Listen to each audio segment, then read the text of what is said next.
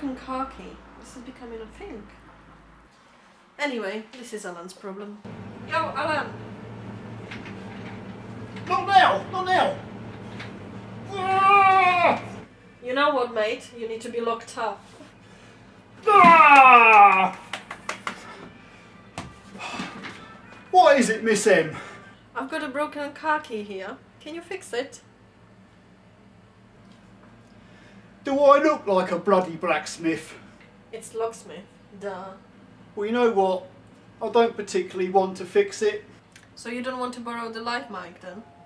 Oh, okay. Give us the mic, give us the mic. I'll fix it. Woo! Thank you! You see, if you want something done, all you have to do is to dangle that carrot. You know, I don't get it. Something smells. I don't understand how these drivers keep breaking these keys, because this certainly is not the first one that's been broken. They can't all be ripping the key out of the ignition barrel at the wrong angle and snapping them. Maybe they're using the key as screwdrivers. You know what taxi drivers are like? Or maybe husband and wife are fighting over the car key to see who drives the car. Yeah, that actually sounds more feasible, you know. But hey, if you've broken your key, let me know in the comments below and how you did it. In the meantime, I suppose I better go and fix it. Anyhow, I get to use the mic. Result. Well, this is bloody good, isn't it? So what I'm going to attempt to do is take this key to pieces and remove the electrical parts and fit them into a new key housing.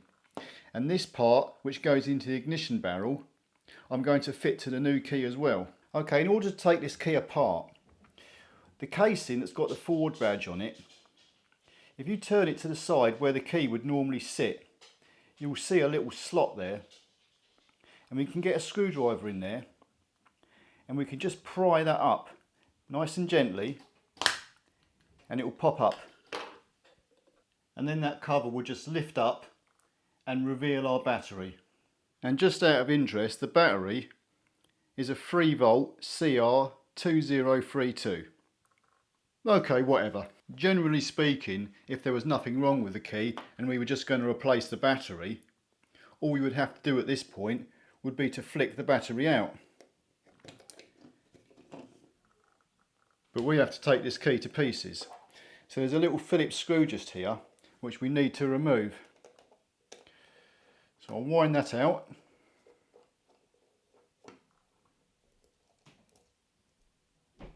So in order to separate the two halves of this key, I'm just going to turn it round and put a screwdriver just in here, and I'm going to lever the two halves against each other, and that's it. That's come apart. And there you go. I'll just briefly go over the ratchet mechanism of this key. This is the part that allows the key to flick out. Just in case, because if you was to actually remove it and it falls to pieces, you might struggle putting this bit back together. So I've clamped this mechanism down just so it's easier to hold. If I was to turn this centre part like 90 degrees, see, it just springs out. And if that happens, you might not know how it goes back together. And just notice that this mechanism has got a wide notch here and a shallow notch here. And inside the housing, it's got the same wide slot and shallow slot. And obviously, when you put this part inside here, they go through the slots and you twist them 90 degrees. So the spring will dog into the slot in the middle of the housing.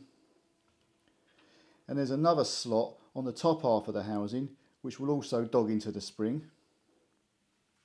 You can then push this central part down through the slots and twist it 90 degrees clockwise. And now I'll put this back in the key and see if it flicks open and closed as it should do. So we'll slot this back in as if the key was in the actual open position. So the key would actually be like that. I now have to press the button in and wind this back right the way round until it locks into the actual close position, where the key would be sitting inside like that. And now if I press the button in, the key should flick open, like so. Okay, in order to remove this electrical piece, you really don't want to put a screwdriver down here and try and prise it up, because you could damage it. Now what I've found is the best way is to turn it over, and where the key goes in the middle, there's a piece of metal. You can literally just press that gently and it will just push the board out. If I turn that back round, now it's popped out nice and easy without causing any damage to it. Just out of interest, on this circuit board there's a little chip at the very end, and that's the transponder for our immobiliser. So that's a very important chip. Without that, our car is not going to start. So you see, that chip sends a radio signal to our other half of the transponder, which is wrapped around the ignition barrel, and they've got to be really close to make that signal. So that's our key, all now broken down into its component parts. Now this is a brand new key I purchased off eBay. It was incredibly cheap, especially if you compare it to what you would pay Ford for one of these keys, which would be incredibly expensive. The quality of this key looks perfectly fine. I do not know how long it will last or how good the quality of the plastic is. Time will tell.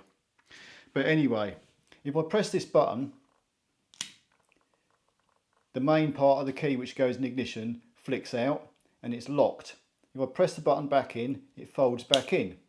So it's all working perfectly fine. So all I'm going to do now is quickly rip this apart and fit the internals back in. First up, our electrical circuit board should just pop back in there gently, and you can just gently squeeze that in, and that's it. You'll see the little black poppers which protrude through the circuit board, but that's just popped in perfectly fine.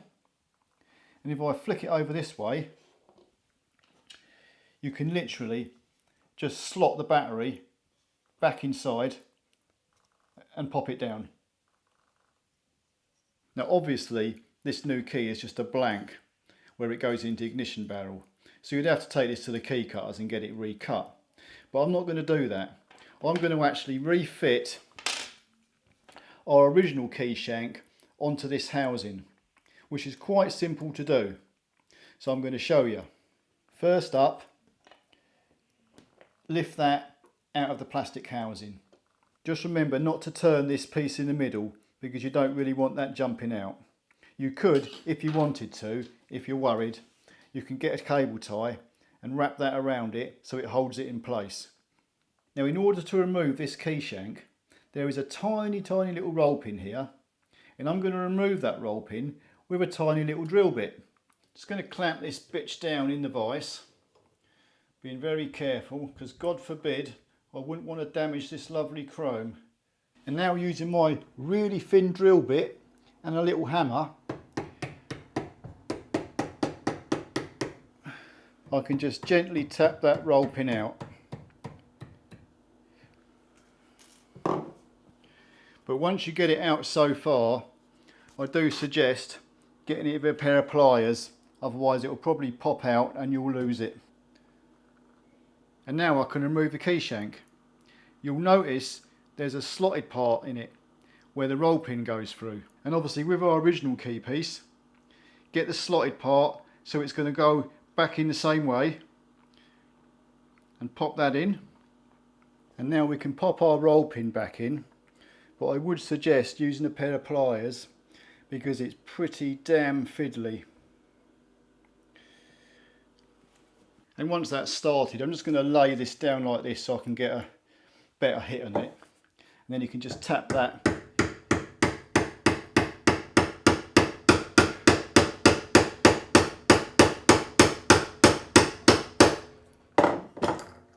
All the way back in.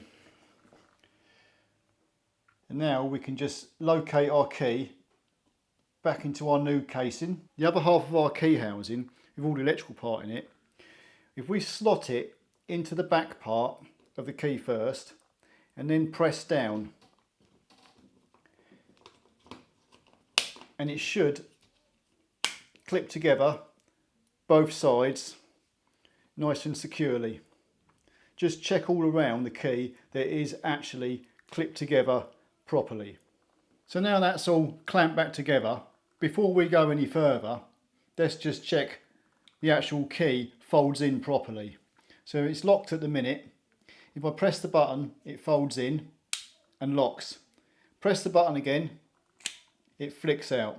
So that's all working perfectly fine now. So the next step, we're going to fit our screw back into the hole. Obviously don't do it down too tight, just nip it up. And our top cover will just lay on top and press it down. And it all clips in beautifully. Right, I can't actually check to see if this car starts because I've got one of the diesel injectors removed from the engine. But we shall try the buttons, the unlock and the lock feature, and see how it goes. First of all, I will lock it. And that's the double lock. That works fine. We'll now unlock it. Wonderful. Now we'll try the boot button. Right, the boot's shut. And as you know, you've got to press the boot button twice for it to open. So 1, 2. Voila!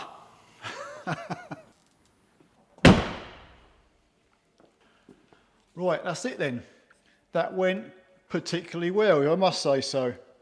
So for a dirt cheap key off eBay, I don't think you can go wrong, especially if you're on a budget. I certainly wouldn't want to pay Ford prices for a brand new key. Flipping heck, you might have to remortgage your house for that. The only downside is a bit of messing around changing that roll pin. So if you don't actually fancy doing that, I shouldn't think it actually costs much to actually get the key shank recut. But there again, if you do fancy going down this route, at least you know how to do it. Anyway, I'm out of here. Till the next time. See ya.